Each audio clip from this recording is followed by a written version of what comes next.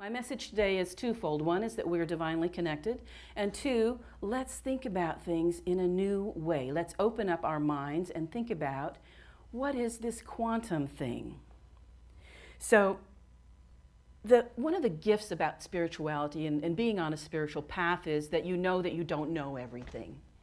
You know, this was a blessing to me because, growing up, well, especially as a teenager and young adult, I pretty much knew everything. In fact, just until a couple of years ago, I pretty much knew everything. And then I started to study, so that was a little change for me.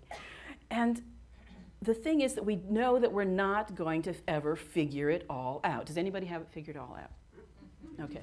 Oh, got a couple people, But life is a puzzle.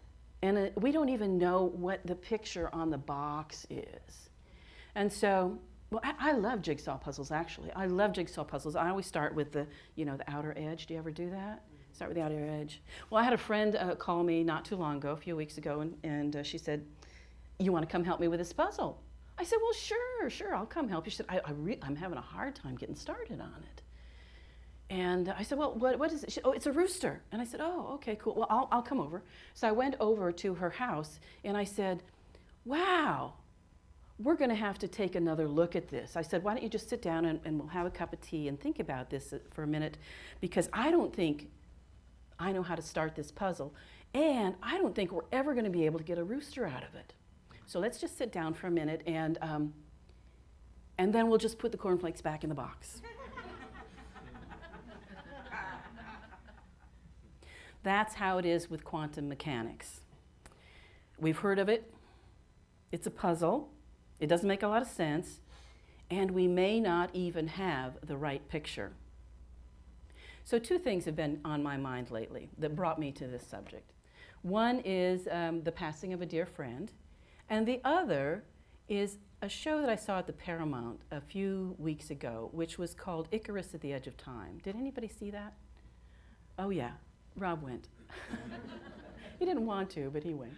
So we saw this, and it was about how a young Icarus in modern times, instead of flying toward the sun, he decided to fly towards a black hole. He was going to explore a black hole. So the black hole is a place that just, energy slows down when it gets there, and then it consumes, and the energy goes into this black hole.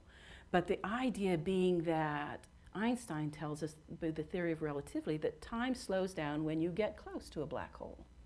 So this young Icarus decides to fly his plane, a flying machine, to the black hole from his mothership. So he flies over there and makes a couple of passes and is absolutely so excited about it, and flies back ready to just share this with all of the people that he just left, and they've moved on. Because time for him slowed down.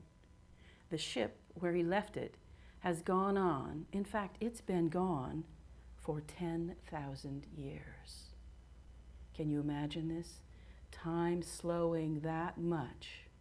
And yet that's what we learn in quantum mechanics. So do you ever feel like that things have left you behind?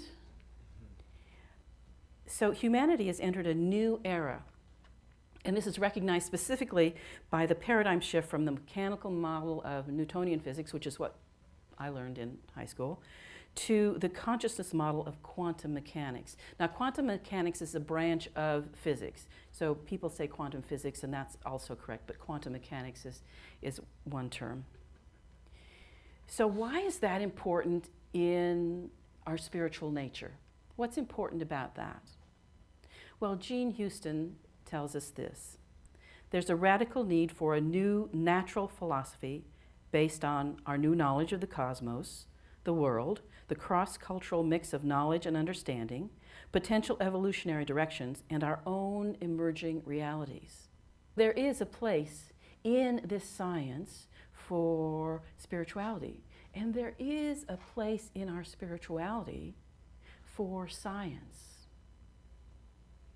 These two things at one time were thought of as separate, the scientist, the priest. those two things are no longer separate. They join together at a place, and we are bringing that to the world. So we choose to participate at a higher level of consciousness. And if we want to participate at a higher level of consciousness, then we have to move to that. We have to be that higher level of consciousness.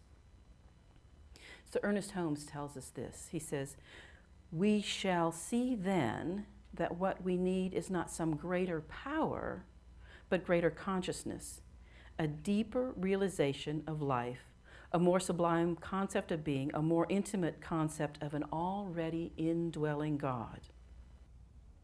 We believe in the eternality, the immortality, and the continuity of the individual soul, forever and ever expanding.